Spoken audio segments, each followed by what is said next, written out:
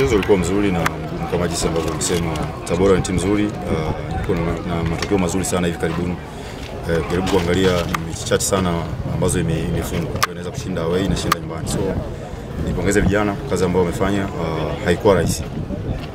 Nimependa namna ambavyo timu imekuwa ikitengeneza mashambulizi. Moja kati ya timu inayofanya mashambulizi yake kwa uzuri kuanzia nyuma ni JKT Tanzania. Lakini leo mmefunga magoli mawili, nadhani mlistahili bora zaidi ama magoli mengi zaidi ya hapo. Tutegemee nini kwenye mechi zinazokuja? I think ni kazi ambayo mwalimu niko nayo kuhakikisha tunakuwa bora kwenye maeneo yote. Mwalimu, mnashinda lakini bado JKT hamna wastani mzuri wa sidhani kama umefuatilia nani nzuri zaidi.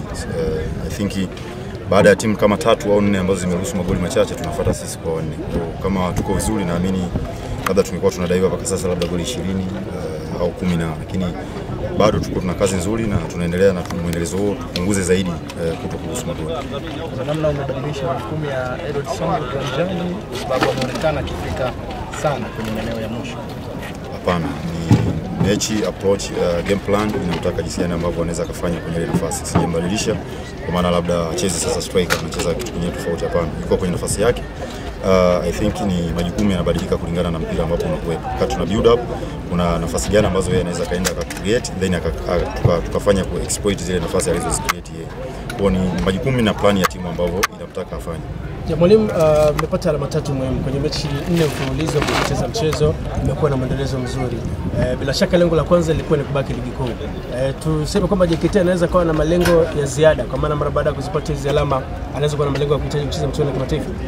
Tuseme sisi bado hatujakaa kwenye malengo yetu sana. Kwa tuko kwenye ile nafasi sisi kwetu watuboteki. Yaani kwamba labda tumekuwa nafasi ya 6 tukahisi kwamba tayari tuko salama. Bado jaribu kuangalia ligi ilivyo, iko ni tough sana. Kama utasinzia basi mtu mwingine anaweza akachukua ile nafasi.